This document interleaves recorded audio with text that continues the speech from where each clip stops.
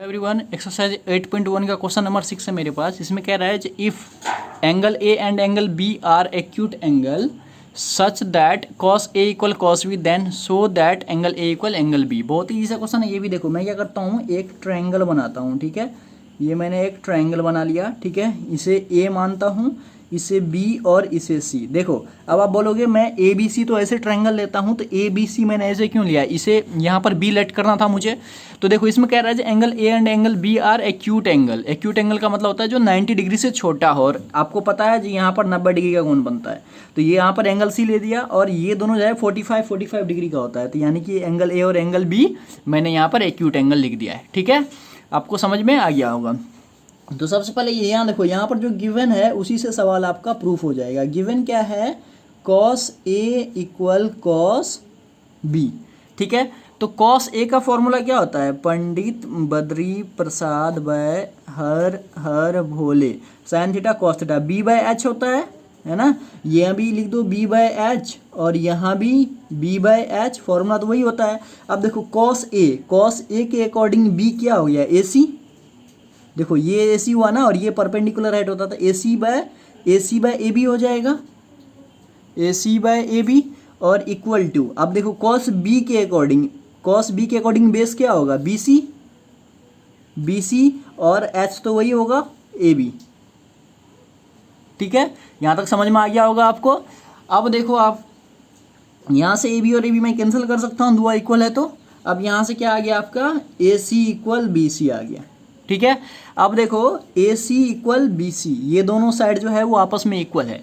तो गाइस आपने पढ़ा होगा ये क्लास 9th के मैथ में, जब किसी भी ट्रायंगल के दो साइड अगर इक्वल होते हैं ना, तो उसके जो आमने सामने का एंगल होता है वो भी इक्वल होता है। तो यहाँ से देखो ए सी के सामने कौन सा है, देखो ये दोनों साइड इक्वल है ना, ये साइड और ये साइड, ए सी और बी सी इक्वल है, तो आमने सामने के एंगल जो है वो आपस में इक्वल हो जाएगा। तो ए सी के सामने वाला एंगल क्या है, एंगल बी, तो एंगल बी हो गया।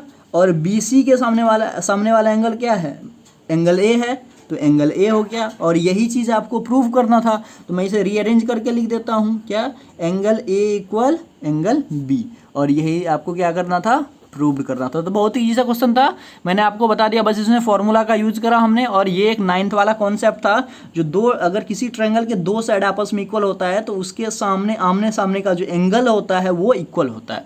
और इसका जस्ट अपोजिट भी, अगर दो एंगल आपस में इक्वल होता है ट्रायंगल का, तो उसके आमने सामने का साइड भी बराबर होता है। ये आपने क्लास 9th के ट्रायंगल चैप्टर में आपने पढ़ा होगा। ठीक है, तो इसका जो क्वेश्चन नंबर 7 है वो भी मैं आपको इसी वीडियो में बताता हूँ। तो क्वेश्चन नंबर 7 मैंने लिख दिया। इसमें कह रहा है इफ कॉट थीटा इक्वल 7/8। तो देखो यहाँ पर, यहाँ से लिख लो, यहाँ पर गिवन क्या है आपका, बस क्वेश्चन यहीं से बन जाएगा, कॉट थीटा इक्वल 7/8। देखो इसमें आपको कॉट थीटा इक्वल 7/8 है, तो दो कंडीशन, दो क्वेश्चन है, जो 1 plus sine theta 1 minus sine theta 1 plus cos theta और 1 माइनस कॉस थीटा, मतलब इसका आपको वैल्यू निकालने हैं। ठीक है, और दूसरा में है कॉट स्क्वायर थीटा का वैल्यू आपको निकालना है। तो बहुत ही ईजी सा क्वेश्चन है। सबसे पहले इसमें क्या करना पड़ेगा, साइन थीटा कॉस थीटा का वैल्यू निकालना पड़ेगा। तो साइन थीटा कॉस थीटा का वैल्यू निकालने के लिए आपको क्या करना पड़ेगा, इसको दो साइड दिया हुआ तो एक साइड आपको निकालना पड़ेगा, मतलब ट्रायंगल कंप्लीट करना पड़ेगा। तो कॉट थीटा का फॉर्मूला क्या होता है, देखो पंडित बद्री प्रसाद बाय हर भोले, ये होता है कॉट थीटा का, बी बाय पी होता है ना, तो ये आ गया बी बाय पी, सारा थीटा है इसलिए ट्रायंगल बनाने की हमें जरूरत नहीं है।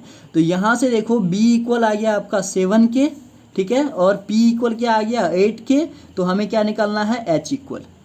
तो बाय पाइथागोरस थ्योरम आपको पता है, जो h स्क्वायर का इक्वल कितना होता है, p का स्क्वायर और प्लस b का स्क्वायर होता है। तो यहाँ से h स्क्वायर निकालना, तो p का स्क्वायर कितना हो जाएगा, 8k का स्क्वायर और प्लस में b का स्क्वायर, तो b कितना है, 7k का स्क्वायर। तो यहाँ से अगर मैं निकालूंगा तो 8 8 जा 64k का स्क्वायर और प्लस 7 7 जा 49k का स्क्वायर। तो यहाँ से कितना आ जाएगा, दोनों को ऐड कर लो आप, तो 9 और 4 13 हो जाएगा, 3 और 6 और 4 10 और 1 11 k का स्क्वायर। ठीक है, ये तो आ गया आपका h स्क्वायर का वैल्यू। ठीक है, अगर आप सिर्फ h का वैल्यू निकालोगे तो क्या हो जाएगा, ये आ जाएगा आपका √113k। ठीक है, क्योंकि 2k है तो एक बार आ जाएगा, 113 का स्क्वायर नहीं होगा। तो ये आपका h का भी वैल्यू आ गया है। अब आपको क्या करना है, मेन साइन थीटा और कॉस थीटा का वैल्यू निकालना है। तो सबसे पहले मैं साइन थीटा और कॉस थीटा का वैल्यू निकाल लेता हूँ, ठीक है। तो देखो साइन थीटा का वैल्यू क्या हो जाएगा, साइन थीटा का वैल्यू होता है p/h, होता है p/h। तो p कितना दिया हुआ है, p दिया हुआ है आपका 8k और h कितना है √113k। तो यहाँ से k और k कैंसिल हो गया तो कितना बचा 8/√113, ठीक है। अब क्या निकालना है आपको, कॉस थीटा का वैल्यू। तो कॉस थीटा इक्वल कितना होता है b/h, ठीक है। और b का वैल्यू आपको दिया हुआ है 7k और h का वैल्यू भी आपका है √113k। तो यहाँ से k और k कैंसिल हो जाएगा, k कैंसिल हो गया। तो यहाँ पर कितना बचा 7/√113 बचा, 7/√113, ठीक है। अब हम पहला क्वेश्चन देखते हैं क्या कह रहा है। फर्स्ट क्वेश्चन में है आपका जो 1 प्लस साइन थीटा, ठीक है, इंटू में 1 माइनस साइन थीटा बाय में 1 प्लस कॉस थीटा और फिर से इंटू में 1 माइनस कॉस थीटा, ये है। तो गाइस आप इसमें देखो ये जो है ये एक फॉर्मूला बन रहा है, कौन सा, a प्लस बी और a माइनस बी। आपको पता है a square minus B square equal होता है a प्लस बी और a माइनस बी। ये ऑलरेडी मैंने इंट्रोडक्शन वाला वीडियो में आपको ये फॉर्मूला लिखा रखा है, ठीक है। तो ये चीज़ें आप देख लेना। तो देखो ये ऊपर भी बन रहा है a प्लस बी और a minus B, a plus B और a माइनस बी बन रहा है। तो इसको मैं क्या कर सकता हूँ, a square minus B square के फॉर्म में लिख सकता हूँ। मतलब इसको मैं लिख दूंगा 1 minus sine square theta, 1 minus sine square theta और बाय में इसको क्या लिख सकता हूँ मैं 1 माइनस कॉस स्क्वायर थीटा लिख सकता हूँ। देखो a प्लस बी और a माइनस बी, तो a इसको एक 1 को a मान लूंगा मैं और साइन थीटा को मैं b मान लूंगा। तो a प्लस बी और a माइनस बी यानी कि a square minus B square.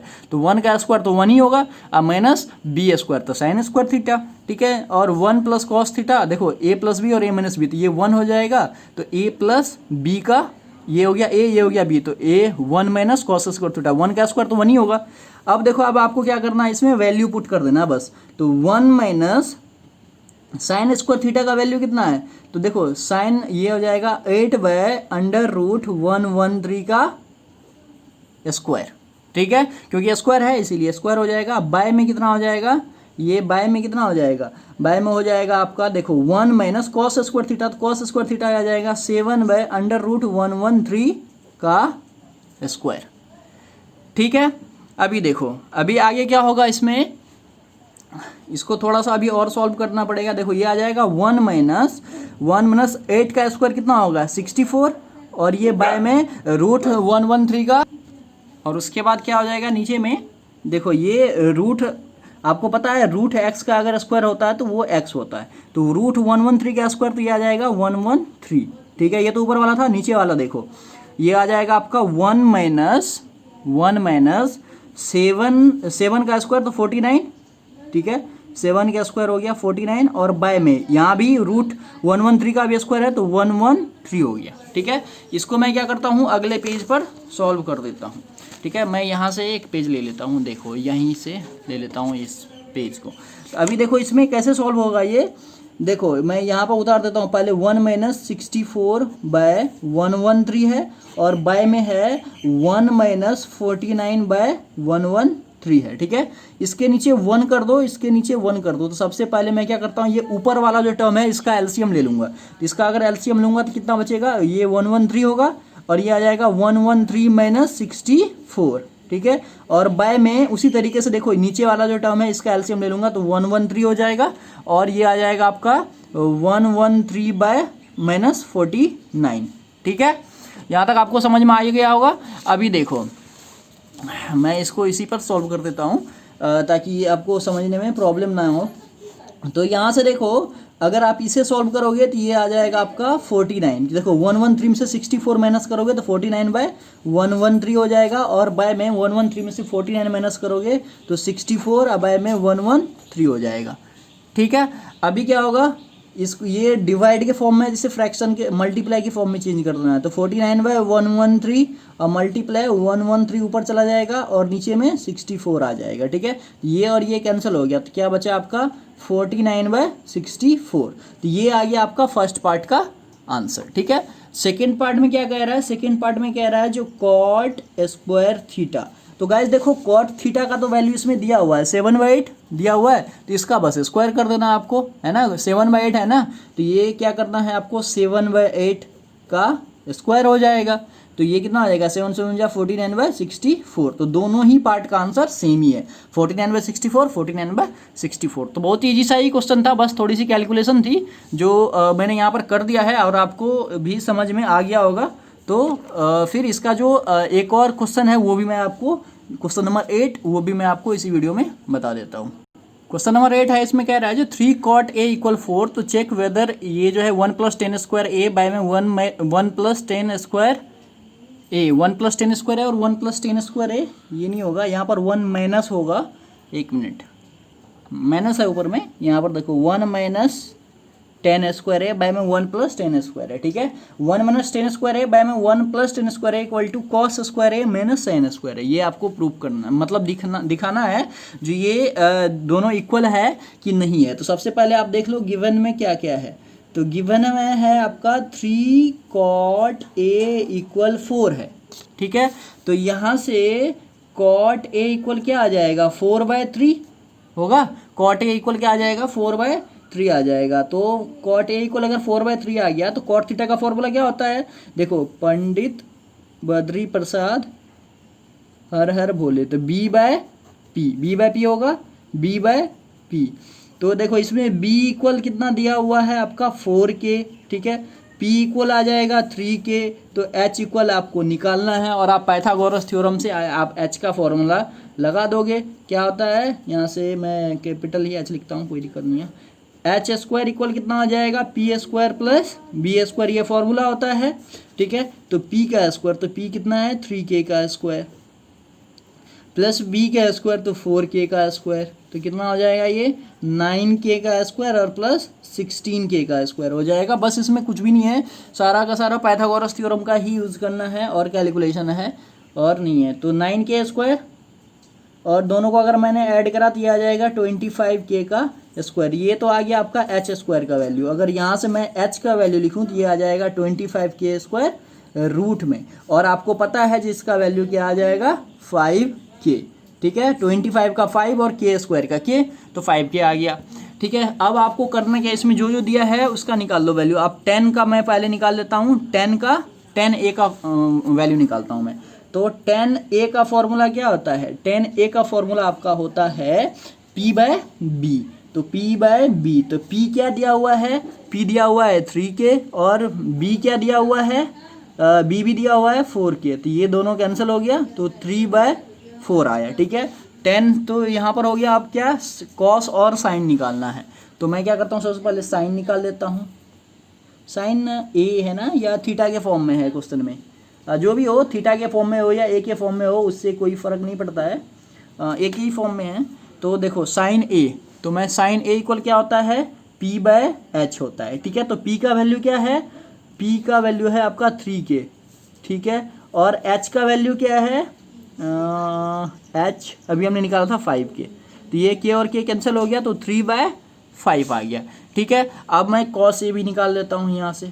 cos a equal क्या निकाल लेता हूँ, देखो cos a इक्वल क्या है, cos a इक्वल क्या होता है sine theta cos theta, b/h होता है, b/h। तो b कितना है, b है आपका 4k, ठीक है ना, यहाँ पर देखो ना आप, b इक्वल 4k है, और h जो है सो हमने निकाल रखा है यहाँ पर 5k, तो k और k कैंसिल हो गया, तो 4/5 हो गया, ठीक है। अब देखो जिस वैल्यू का हमें रिक्वायरमेंट थी वो हमने यहाँ पर निकाल लिया था। अब आपको क्या करना है, इसमें पुट कर देना है। तो 1 - 10 स्क्वायर a, आपके पास क्या है 1 - 10 स्क्वायर a, आप लिख दो 1 - 10 स्क्वायर a बाय में 1 + 10 square a equal to cos square a और माइनस साइन स्क्वायर a, ठीक है। ये दिया हुआ था, अभी इसको चेक करना है ये सही है या नहीं है। तो सबसे पहले देख लो 1 - 10 स्क्वायर a, तो मैं अगले पेज पे बताता हूँ, इसको थोड़ा सा सही रहेगा। देखो